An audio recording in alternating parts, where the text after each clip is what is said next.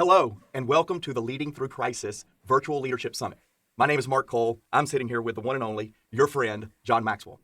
I'm the president and CEO of John's Enterprise, which means I represent over 30,000 members that have been certified by John and our faculty to serve in the idea of leadership. And boy, are they ready to serve the world during this time of crisis. Now, welcome. You have joined us on our third day of this Virtual Leadership Summit, which means you're about 500,000 people late. You're not really late. You're actually right on time. Today is going to be special. It's going to be unique. And John's going to teach part 2 of taking adversity and turning it into advantage. Now, I have to say, if you have missed day 1 and day 2, we still have them online up on this page, John Maxwell's Facebook page, and you'll be able to review these over the next few days. Please take a moment and join us in day 1, day 2, and you are in for a treat in day 3. John, are you ready? I'm ready. Now, I'm excited. Let me say this. Again, I've already told you the numbers. We're well over 500,000 people that have tuned in.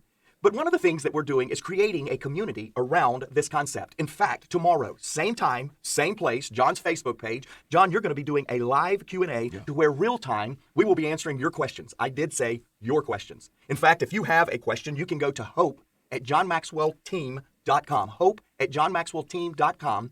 Submit your questions, and who knows, you may hear that tomorrow. But for today, what I want to challenge you is I want you to lean in. I want you to grab a notepad, a pen. I want you to click share on the screen there and get your tribe, your influence tuned in to today's session. Yesterday, we had well over 3,000 people share this message with their tribe. I want to challenge you to do that today. And I want you to make a comment. I want you to give us what you're learning, what you're experiencing from John real time. In fact, I will tell you this. John has decided, for 10 of you that submit a comment today, he's going to sign his new book, Leadership, and we're going to send you a copy. We had 10 people, John, yesterday. We had a lot. We had over 6,000 people respond, but we pulled out 10 of what they learned. Would you like to hear that? I would love to hear it. All right, here we go. Nehal Minshai said, John, thank you for such insightful material. We in India love you and respect your ideas, your thoughts, your learnings, and we want you to know you're paving the way for new age and new generation of leaders across the globe.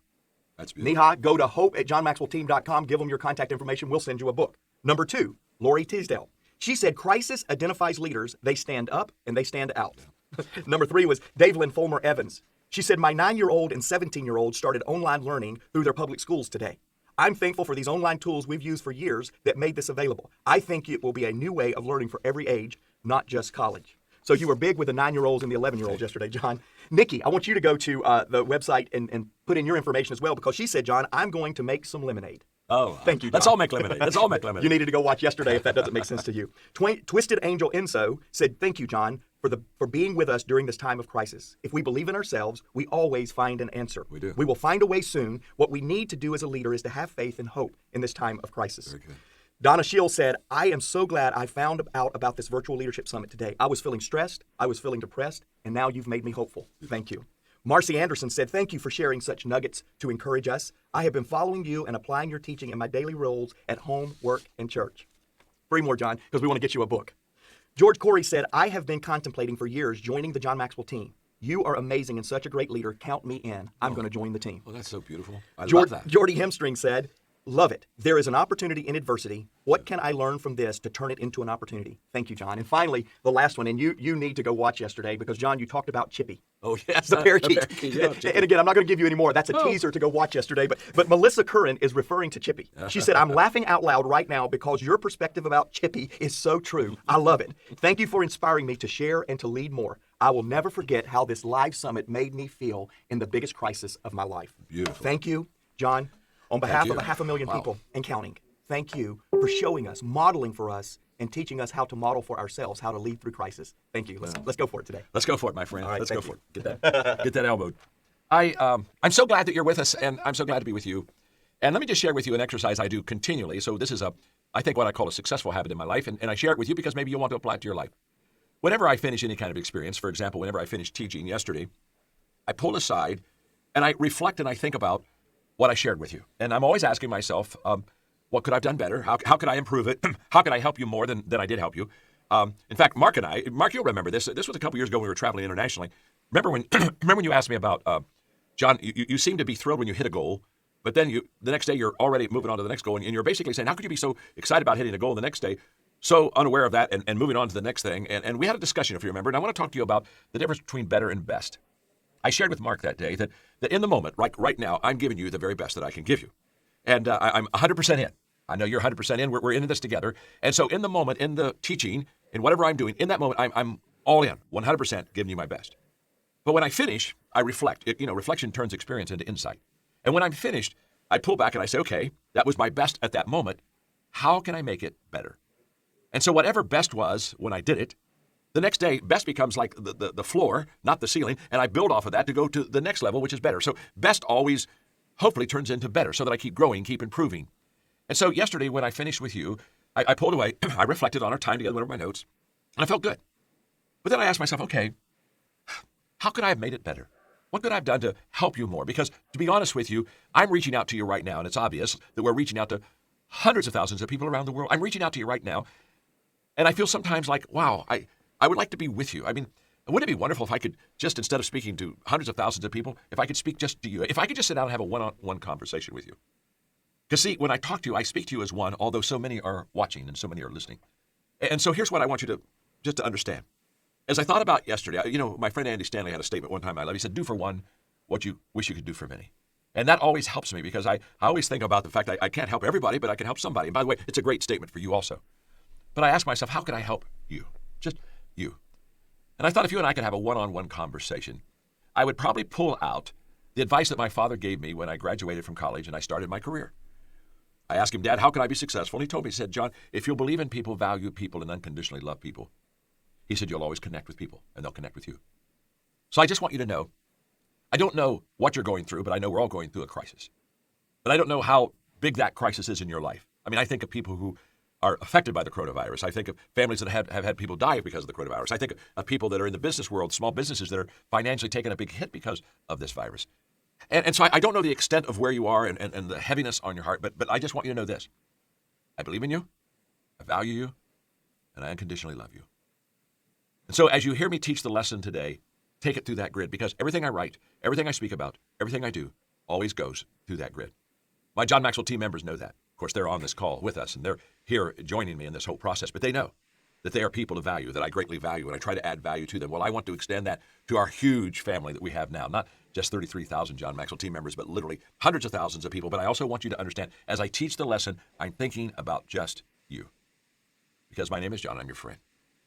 Yesterday, I talked about how we could stay with you during this crisis, and I shared with you three resources that are absolutely free that you can just avail yourself to that will help you and keep us connected together. One is the podcast, and that comes out every week. And if you just go to John Maxwell Leadership Podcast, okay? If you just go to that, John Maxwell Leadership Podcast, you can get right into that podcast. You can be with us, subscribe, and every week I'll come to you. We do candid conversations. They take application of my leadership teaching and pass it on.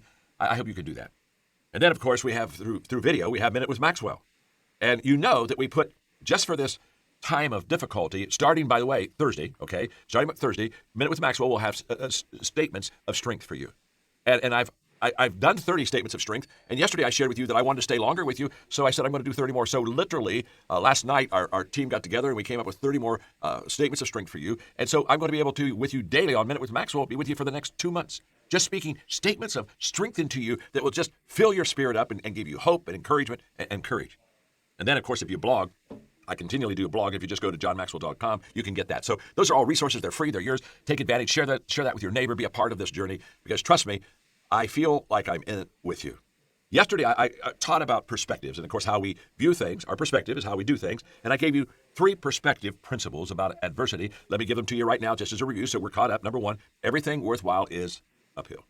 And when you're in a crisis, the hill gets steeper. It's just a little bit higher. But everything worthwhile is uphill. All your dreams, all your hopes are there. Secondly, there's always an answer. And even though when you're in darkness and it seems like there is no hope, there is always hope and there is always an answer. And the third perspective principle I gave you yesterday was allow adversity to discover who you really are. Now I'm going to pick up with perspective number 4. Hang on to just fasten your seatbelts, because I'm going to now share with you numbers 4 through 11. Don't leave me. Stay with me. Trust me. Right toward the end, I got some real good stuff for you. So you've been doing a great job, by the way. You've been incredible in hanging in here with me. Number 4, here we go. Here, perspective principles during adversity. Number 4, develop a positive life stance. Now, a life stance basically is what I call a consistent attitude that influences our behavior. So when I talk about a life stance, it means I wasn't positive just once, or last week I wasn't just positive, but it means I'm continually living a lifestyle and having a life stance of positivity. So let me share you what a positive life stance is. 6 statements. Number 1, life is filled with good and bad. We all agree. Statement 2, some of the good and some of the bad I can't control. It's just life. And that's very true in your life. It's very true in my life. We have good things. We have bad things. A lot of them are out of our control. Statement number 3. Some of the good and some of the bad will find me. Now, I always love, I bet you do too, I love the good finding me. I'm not always so sure I want the bad to find me, but trust me, it hunts me down and it finds me. The good finds me, the bad finds me. Now, because life is filled with good and bad, and some of it's out of our control, and all of it will find us, the good and the bad, statement number 4 is the most important statement in the positive life stance. Statement number 4. If you have a positive life stance, the good and the bad will become better. I guarantee it. The good things in your life, if you have a positive life stance, they get better. The bad things in life, if you have a positive life stance, they improve. That's what a positive life stance does. Statement number 5 is the exact opposite. You don't want to go there, but I've got to share it with you. If I have a negative life stance, if I continually to think negatively, the good and the bad will become worse. So whatever is good, if I have a negative life stance, I dumb it down to average. And whatever is bad, I start to say I make it better, I make it worse. And that's why you don't want to have a negative life stance. You want to have a positive life stance, which goes to the summation of all of it. Statement number 6, therefore, I choose a positive life stance. One of my early mentors in my 30s basically said that there's a difference, John, between a problem and a fact of life. He said, John, a problem you can fix. A fact of life is out of your control. The crisis, to be honest with you, is a fact of life. It's out of our control. Now, we're absolutely trying to do things such as social distancing and good things that will help contain it and then slow it down and stop it, and that we're wanting to get through this process. But there are certain things that are facts of life, and we basically can't control them. That's just what they are. But there are the things that we can control. And what I want us to hear very clearly is this. Just because we're in a bad situation doesn't mean that it has to be all bad. One of the greatest leaders, I think, of the last century was Nelson Mandela. I had the privilege of being in South Africa several times, and on my last visit, they asked me if I wanted to have a private tour over to Robben Island where he was imprisoned. I said yes. The condition was that they could bring a reporter with me, interview me, and publish what my thoughts were. When we got to the island, everything was closed down that day, and I just met, when we got there, one of the fellow prisoners of Nelson Mandela, and he gave us the private tour. And I'll never forget, he shared with us all of the difficulties of being in prison, and how Nelson Mandela, when he came, they take away your name, and they just call you a number from that time. You lose your name. And I went into the prison cell, which was only about 8 by 10, where Nelson Mandela was there. He just had a mat on the floor and just a window maybe this wide with just the bars. And he looked out into a prison yard. And there was nothing good about that cell. He worked in a rock quarry in limestone and constantly had a hard labor. And as they showed me all these things, in fact, when I when I came out of his prison cell, the reporter asked me, said, John, what are you thinking? And I looked at her. I'll never forget. I looked at her and I said, I spent 10 minutes in this prison cell by myself, where Nelson Mandela spent years. And I looked at her and I said, you cannot imprison greatness. They could put Nelson Mandela in a prison cell, but they couldn't stop his incredible, beautiful thinking of what could be and what should be. They couldn't hide his dreams from him or hold his dreams away from him. And so here's what I said.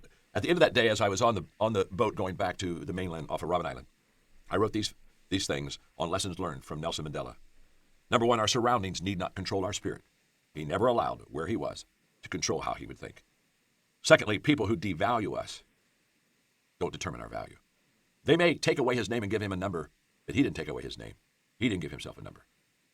Number 3, dreams can be birthed in the daily grind. In fact, it was in that limestone area. There was a cave that to be honest with you, the soldiers wouldn't even go in. It's where people went in to do their business. And that's where Nelson Mandela met with about 6 people every day on the inside because the guards wouldn't come. And they would talk about the dreams of taking South Africa and ridding it of apartheid. And it was an incredible story, but it was birthed out of a terrible place. And finally, in our brokenness, out of our brokenness, we can be made whole again and bring healing to others. So I just share that with you because I find it very inspiring. Nelson Mandela understood without any question that if you develop a positive life stance, no matter where you are and what you're going through, you can get through it. Perspective number 5. Okay, I could teach all day on this one, but I'll try to hold it to about 4 minutes. Here we go. Feed your faith, starve your fears. And the key word, when I talk about feed your faith, starve your fears, the key word is focus. Because what you focus on expands, always does.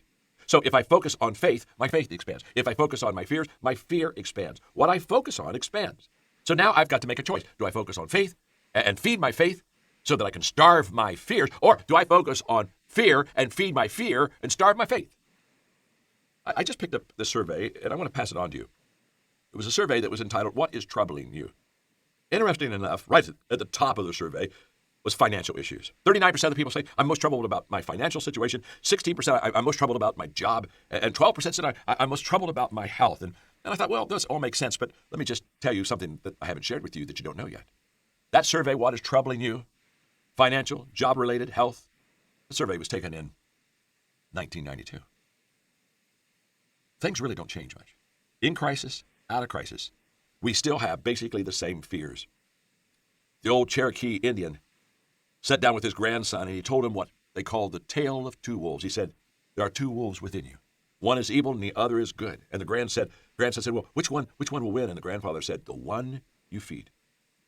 Wow. So don't feed the beast. Don't feed the beast. The beast is fear.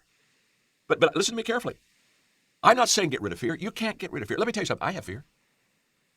It's not like we get rid of fear and have none. That's totally ridiculous. If you have no fear, you're dead, okay? As long as you're alive, there are going to be negative emotions within you. I'm not saying you get rid of your negative emotions till you have no negative emotions. That isn't realistic. I would never do that for you. I never do that to you. But what I am saying is, within you, you have the positive emotion and you have the negative emotion. You got the faith and the fear. And the question is not, do you have them both? You do. I do. The question is, who's going to win? If you feed your faith, your fear loses. If you feed your fear, your faith loses. In other words, what I focus on expands because they're both present. So I've got to ask myself, am I a faith pusher or am I a fear pusher? Wow.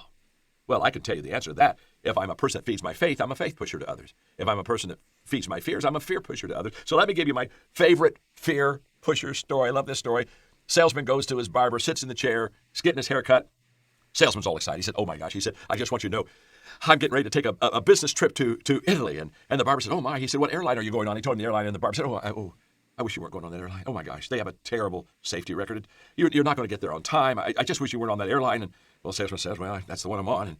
And so he said, and where are you staying? And so the salesman told him the hotel, and the barber said, I was stationed in Italy. I was there for about a year and a half. And he said, I know that hotel. I said, that's a terrible hotel. Service is bad. I wish you weren't staying in that hotel. You'll probably be lucky to get towels. And he said, what are you doing over there? And he said, honestly, I've got a sales presentation. I'm going to meet with some people, and I'm hoping to do well in sales. And the barber said, I wish you weren't going for that reason. He said, Italians, they talk all day, but they don't buy very much.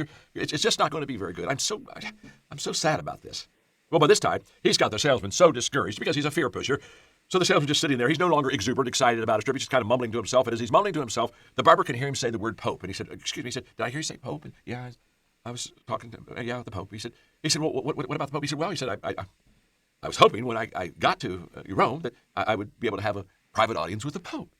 Well, the barber now, he's beside himself. He said, this is the dumb. He said, oh my gosh. He said, you're so unrealistic. Bad airline, bad hotel, bad reason for going. But now he said, you want to see the Pope privately. He said, this just isn't going to happen. This is just not good. Well, salesman leaves discouraged. A month later, comes back, sits in the barber chair. The barber says, how did your trip to Italy go? The salesman said, greatest trip I've ever had. He said, you remember that airline you told me that wasn't a very good airline? He said, I want you to know, I laid back in my seat and I fell asleep, slept about 6 hours on that trip. We landed 20 minutes early. It was a perfect landing. Oh, he said, trip couldn't have been better.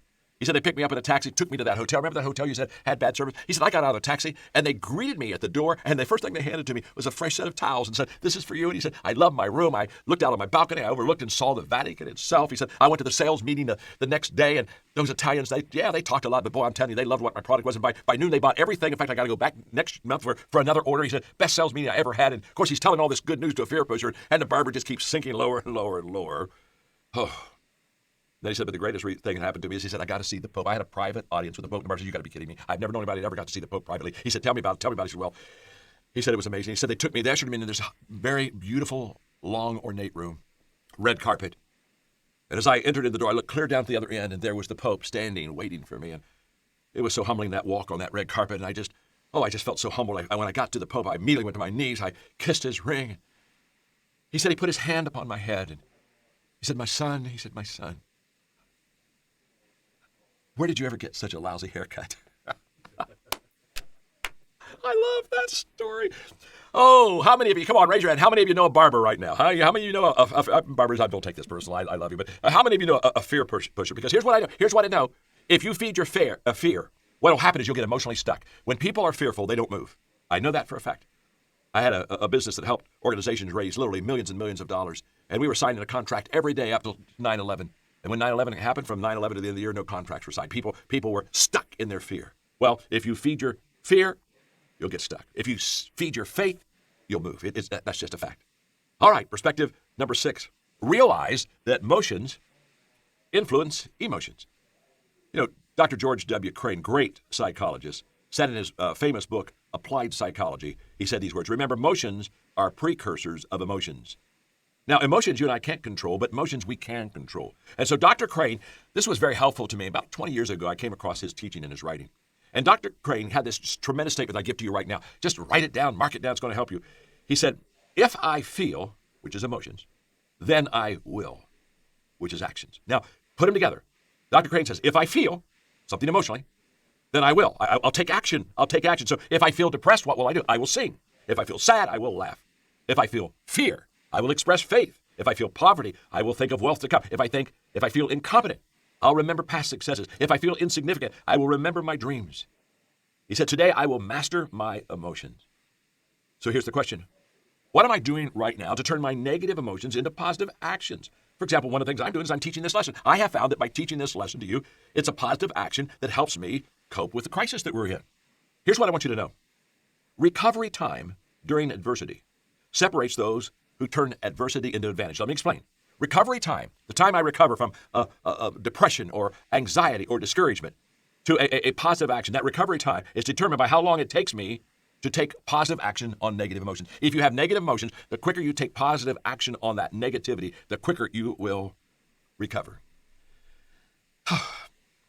You see, again, as I've shared in previous lessons, a crisis never leaves us the same. It doesn't.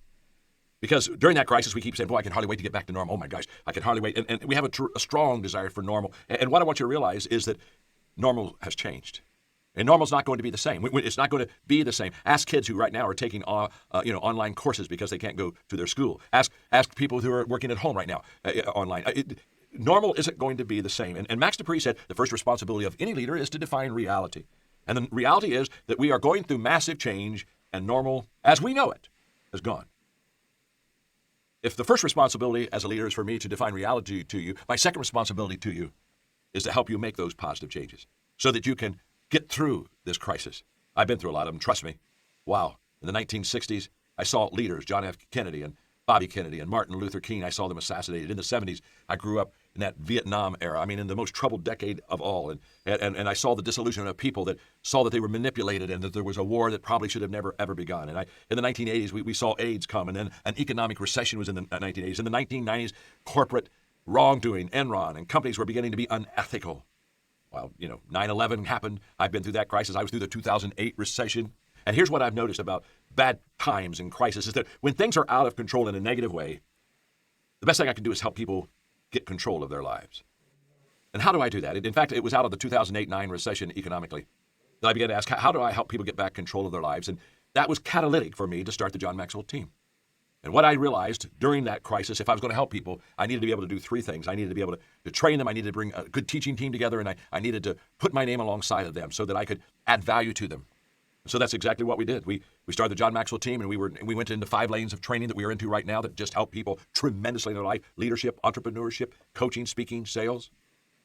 I brought together a dream team faculty who is doing things right now to be successful. They're not talking about how to be successful, and they haven't done it themselves. They have led the way to success. And I said, I'm going to put my name alongside people. I'm going to certify. I'm going to make them John Maxwell certified. I'm going to take 50 years of my leadership and all of the legacy that I've built and all the reputation I've built, and I'm going to put my name beside theirs. And I'll be honest with you, I took some time considering that, because I thought, well, what happens if somebody does something stupid? And what I determined was I would put my name alongside of people.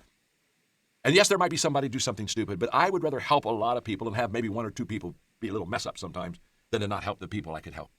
It was the best decision I've ever made, because now as I travel around the world, those 33,000 coaches show up everywhere, and everywhere they show up, the same story. They're adding incredible value to people. Why? Because in the John Maxwell team, we are people of value, who value people, who add value to others. So I just take a moment, just ask you the question, would you like to take a difficult time in your life and maybe take an action that would turn it around? Do you want more for yourself? Do you want more for your family? Would you like to have maybe even a new career or something that would kind of help subsidize what you're doing financially? I don't know, but here's the most important question. Would you like to be part of a community that really has a desire to make a difference in the lives of people? You see, our John Maxwell team members are so excited about what we're doing now because they realize we're really adding value to literally hundreds and hundreds and hundreds of thousands of people. But if that last question, if you'd like to be part of a community that intentionally adds value to people, then I would like you to consider becoming a part of our team. I really would. And again, Mark, I'm the non-technical person, but Mark, if they want to become part of the John Maxwell team, leadwithjohn.com. Leadwithjohn.com. Okay, well, that's simple enough. Okay, thank you. And so just go to leadwithjohn.com, and we'll get somebody to talk to you, and you can ask the question you have, and then you can make the decision. But this isn't for everyone, but this is for a lot of you. or just kind of saying, I'd like to be part of a community that really wants to make and is making a positive difference in the lives of others. Let's look at perspective. Wow, this is a good one. Perspective number 7, today matters. Make today count. I want you to think of this. Adversity is always filled with uncertainty. People are asking me things like, well, what about tomorrow? How long is this going to last? And, John, when are you going to start traveling again? When are you going to start speaking again? And, I don't know. I don't know much about the future right now, but I'll tell you what I do know. I do know that if I today make today count, if I today say, I can't control tomorrow, but I can control what is in my hands right now, that will make a huge difference. I wrote a book several years ago called Make Today Count. And in that book, and I'm reading this to you now, I wrote these words, just for today. Just for today, I will choose and display the right attitude. Just for today, I will determine and act upon important priorities. Just for today, I will know and follow healthy guidelines. Just for today, I will communicate with and care for my family. Just for today, I will make and keep proper commitments. Just for today, I will earn and properly manage finances. Just for today, I will deepen and live out my faith. Just for today, I will initiate and invest in solid relationships. Just for today, I will embrace and practice good values. Just for today, I will seek to experience improvement in life. And at the end of all these just for the days, I said, just for today, I will act on these decisions and practice these disciplines. And then one day, I will see the compounding results of each day lived well. What I want you to see is this. If you are taking care of today, that'll help you with tomorrow. Because every day I'm either preparing, taking care of today, so that tomorrow is going to turn out okay, or I'm repairing and going back and trying to fix what I didn't do right yesterday. I don't know about the future. Honestly, I don't. I don't know how long this crisis is going to go on. I don't know. But I do know one thing. If I just take care of today, if I just do the right things now, everything else will take care of itself. So let's review quickly. Perspective principles about adversity. 1, everything worthwhile is uphill. Number 2, there's always an answer. 3, allow adversity to help you discover who you really are. Number 4, develop a positive life stance. Number 5, feed your faith, starve your doubts. Number 6, realize that your emotions influence your emotions. Number 7, today matters. Perspective number 8, reflect instead of react to adversity. Now, we all know the definition of insanity. The definition of insanity is when we do the same thing over and over again and yet expect different results. Well, that's insanity. Well, those same actions, those things we do over and over again, those are reactions.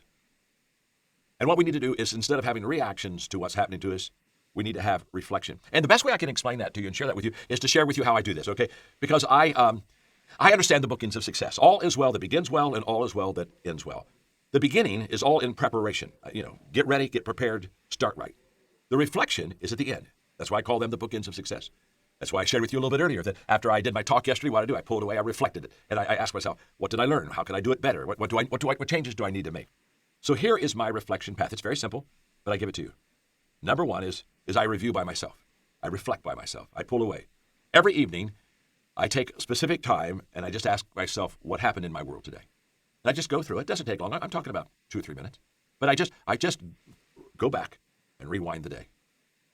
The second thing I do as I finish that process is I ask myself questions.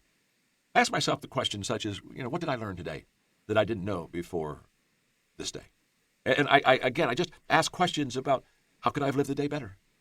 What did I like about the day? Just ask some very simple, basic questions. And number 3, I talk to myself. I do. You see, Brian Tracy was right when he said 95% of your emotions are determined by the way that you talk to yourself. So I talk to myself. In fact, can I tell you something? The most important person you listen to every day is yourself. That's a fact. So I not only think it, I talk it. And what do I need to hear me say about this day? Number 4, I direct myself. What do I mean by that? Jim Rohn said, one of the best places to start to turn your life around is by doing whatever appears on your mental I should list. Now, this is how I talk to myself. At the end of the day, I ask myself, did I leave some I shoulds on the table? Do I look at this day and think, oh, you know what? I should have done that. I didn't do that today. Oops. Oh, I wish I'd have taken action on that. And what you got to understand is I look at that, what I should be doing in that list. And I say, okay, if I've got 2 or 3 I shoulds, I ask myself, can I do this tomorrow? Can I make up for today a little bit? And I try to take my shoulds into I did. Okay? That's huge. That's how I direct myself. And then number 5, I take action myself. I take action. James Russell Lowell said, no one can produce great things who is not thoroughly sincere in dealing with himself. And dealing with myself means I take action on the things I'm reflecting about.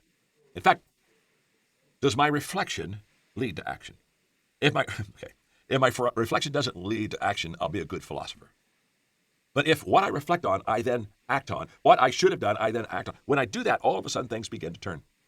Portia Nelson wrote a beautiful piece. I give it to you. It's It's an autobiography, and here's what she said. Chapter 1, I walk down the street. There's a deep hole in the sidewalk. I fall in. I'm lost. I'm hopeless. It isn't my fault. It takes me forever to find a way out. Chapter 2, I walk down the same street. There's a deep hole in the sidewalk. I pretend that I don't see it. I fall in again. I can't believe I'm in the same place, but it isn't my fault. It still takes a long time to get out. Chapter 3, I walk down the same street. There's a deep hole in the sidewalk. I see it there. I still fall in. It's a habit. But my eyes are open, and I know where I am. It is my fault. I get out immediately. Chapter 4, I walk down the same street. There's a deep hole in the sidewalk. I walk around it. Chapter 5, I walk down another street. Wow. That's taking, instead of a reactive life, turning it into a reflective life. You see, the old rule in business is that when it's over, it's over. But the new rule is when the event is over, it isn't over unless I've learned something from it. I love that. So quit reacting and start reflecting. In that crisis, this one's huge.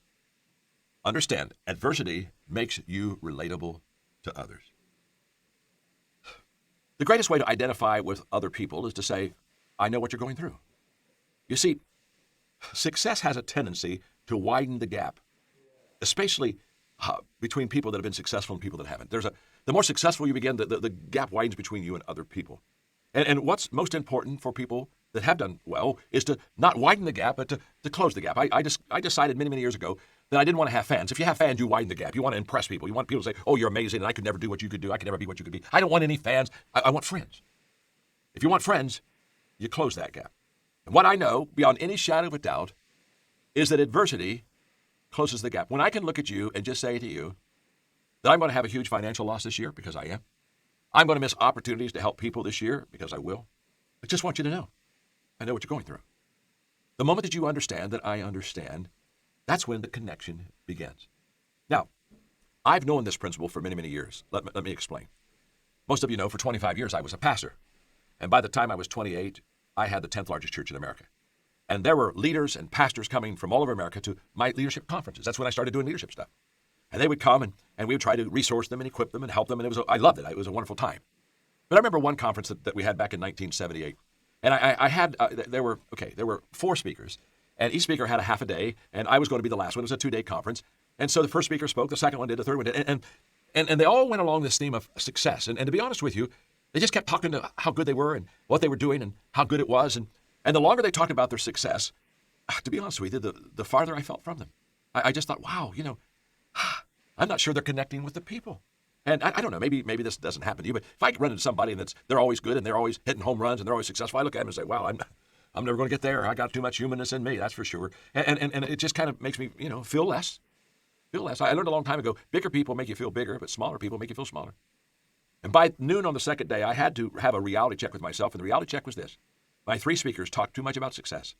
And they weren't open enough about their struggles and their difficulties and their failures. And so at lunch, I excused myself, and I went into a side room, and I said, I have got to get this playing field level again. And so I prepared a lesson in about 45 minutes that day called Flops, Failures, and Fumbles. And all I did was I wrote down all of the fumbles I've had, all the flops I've had, all the failures I've had. And I filled 1 page, I filled a second page. I'm still in my 20s, okay? I'm filling 3 pages. And finally, I say, oh my gosh, I got more material than I'm ever going to get through. And I walked out with my legal pad, and I just looked at everybody, and I said, you know what, let's just talk for a moment. We've heard success for a day and a half. To be honest with you, I'm kind of worn out with success. I just want you to understand that the speakers that talk, they're wonderful people, but they're not that good. And I just want you to understand that with every person that's successful, they have successes in their life and they have failures in their life. And let me just stop here for a moment and say to you, success and failure are not opposites. Success and failure, it's not like you succeed and you don't fail, or you fail, you don't succeed, or if you succeed, you should never fail, and if you fail, you maybe never will. No. Keep them together, not apart. Bring them together. Success and failure go together. I've never known a person that had a success story that wasn't filled with failure. I just haven't. In fact, when I have my learning lunches, I have 7 questions I ask a person when I want to learn from. I do these monthly. I've done this for 35, 40 years, have learning lunches. And one of my questions is, tell me about your failure.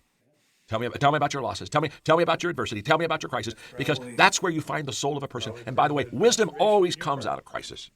Always. Wisdom doesn't come out of the easy lessons. Wisdom doesn't come out of coasting. Wisdom comes out of trials and difficulties and problems. That's why it's so sweet and so beautiful and so insightful. That's where wisdom comes from.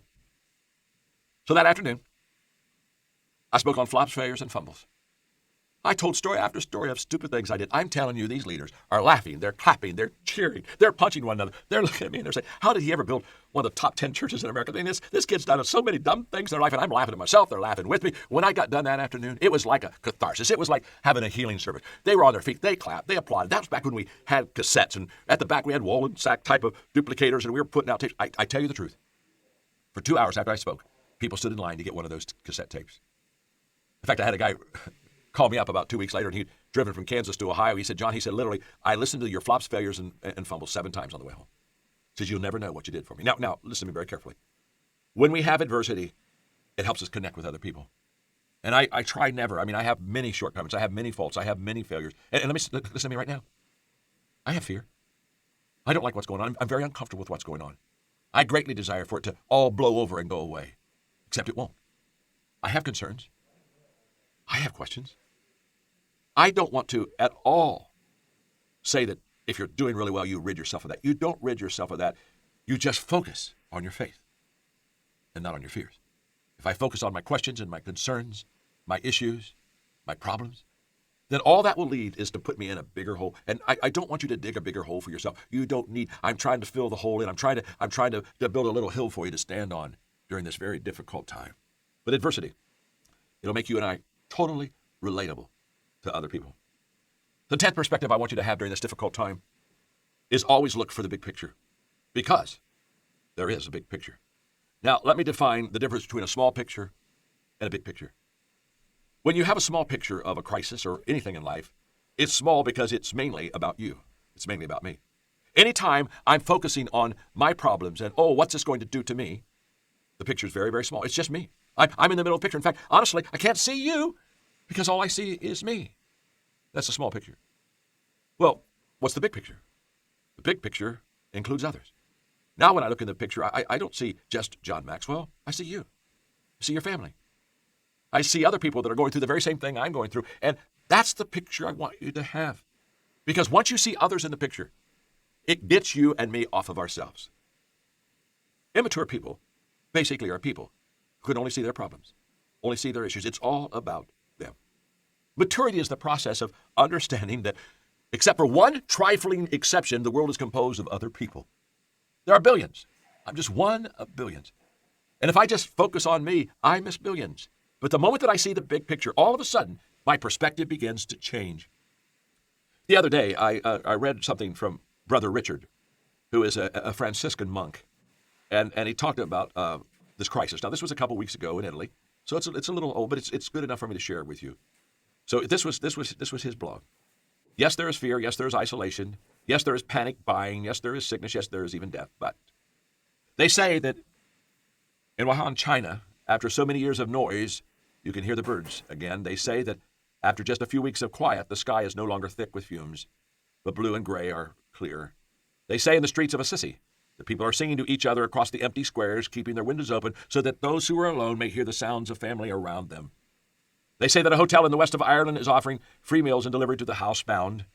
Today, a young woman I know is busy spreading flyers with her phone number through the neighborhood so that the elderly may have someone to call on.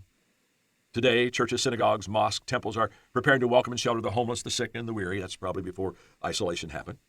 All over the world, people are slowing down, reflecting. All over the world, people are looking at their neighbors in a new way. All over the world, we are waking up to a new reality, to how big we really are and to how little we control, and to what really matters, to love. So we pray that we remember, yes, there is fear, but that does not have to be hate. And yes, there's isolation, but that doesn't have to be loneliness. And yes, there's panic buying, but that does not have to be meanness. Yes, there's sickness, but that does not mean that disease cannot be healed. Yes, there's even death. But there can always be a rebirth of love. Wake to the choices you make as to how to live right now. Today, breathe, listen. Behind the factory noises of your panic, the birds are singing again, the sky is clearing, spring is coming. And we are always encompassed by love. Open the windows of your soul, and though you may not be able to touch across the empty square, sing. Thank you, my dear friend, for just helping us one more time get our perspective right. Number 11. By the way, before I give you the last perspective on adversity that you can help to maybe turn it into an advantage, I'm going to hope that these lessons that I've had, that you'll share them with others, first of all. But more than just share them with others, I'm going to hope that you live with these for the next few days. In fact, go through them again and kind of make a checklist of the perspectives perhaps I talked about that you need to maybe up-level and improve. And make this kind of for the next maybe 3 or 4 days, make this kind of a study guide, a friend that walks alongside of you that just kind of helps you to keep that perspective the way it should be in this adversity. Number 11, adversity makes people stronger. It helps us to really become strong and mature. You see, our willpower acts like a muscle. And the more we put ourselves into situations where we face adversity, the stronger our willpower becomes. It's like going to the gym and exercising your muscles. If you could fight against the natural tendency to take the easy path today, your willpower, my willpower, will become stronger. That's a fact. So what we're doing is we are strengthening right now our willpower muscles. Come on, flex those babies. All right. Right now, you're going to develop willpower like you have never experienced before in your life. I can remember during the 2008 crisis, my brother and I were together, Larry, and he was talking about losses. He had quite a few losses during that time. And so I asked him, I said, well, how are you making it through? And he said, every day I read a poem that's entitled, What Made Me Strong. So I asked him for it, and he gave it to me, and I passed it on to you because I'm talking about strengthening now your willpower during adversity. Here's what Made Me Strong says. For every hill I've had to climb, for every stone that bruised my foot, for all the blood and sweat and grime, for blinding storms and heat, my heart sings a grateful song. These were the things that made me strong. These were the things that made me strong.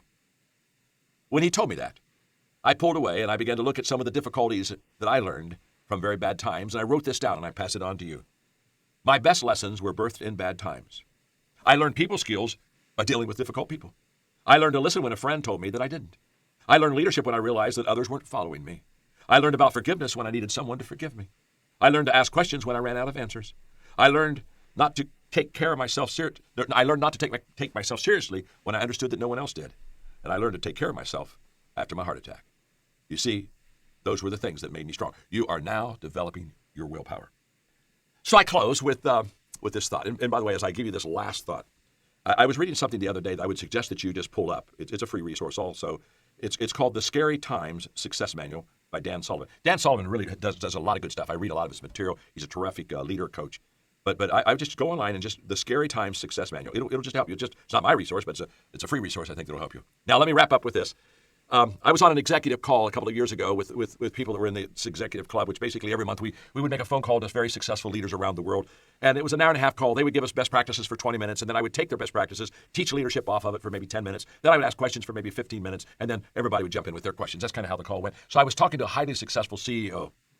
And I asked him about the difficult times in his life, either his failures in life or crisis in his life or things that didn't go well in his life, just colossal failures, just all the bad stuff, okay? And I asked him, I said, would you like to go back and do some of those over? Would you like to have some do-overs? You know what a do-over. A do-over is where if I could, you can't, but if I could, I'd go back and I would change something. I would do over something. I would do it again, but I would do it better or change it. And when I asked him about, would you like to go back and just have some do-overs, his answer surprised me and taught me so much. He said, no, John, he said, I've made a lot of mistakes. I've had a lot of crisis. I've had a lot of dark days in my life. I know what it's like to have adversity. He said, I got all of it. He said, it's happened to me dozens and dozens and dozens of times, but I don't want to go back and do any of them over. And it got quiet on the phone, and I was quiet. And I said, well, I don't understand. Why wouldn't you want to go back and do those over? He said, because the lessons I learned during the crisis, gave me character. The lessons I learned during a crisis were lessons I would have never learned if I wouldn't have had that difficult time. He said, those lessons developed my willpower. Those lessons have made me bigger on the inside. And he said, the reason I wouldn't go back and do them over is if I wouldn't have had the crisis, I wouldn't have learned the lesson. And if I wouldn't have learned the lesson, I wouldn't have been the person on the inside that I am today. He said, I don't want to go back and do them over. And when he said that, I thought that's some of the greatest wisdom that I've ever heard. Right now, in the middle of this crisis, guess what? You and I would like to have do-overs. We would like to say it never happened, or we'd like to wave a magic wand and have it all disappear. We have no control over this. We don't like the discomfort of having our routines messed up, and we certainly don't like the fact that we're losing jobs and people are having health scares, and we hate the fact that people die. There is nothing good that we can see right now in the crisis because it's a crisis. It presses in on us. But trust me.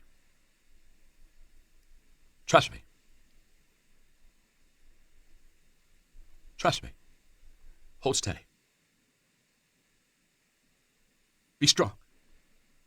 Develop your willpower muscles.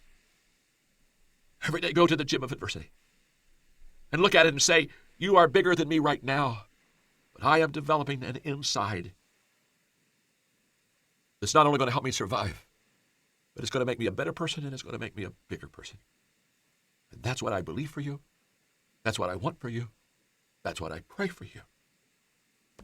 That's why I'm taking time to be with you. Because we're in this together. And you will make it. Trust me. My name is John. And I'm your friend.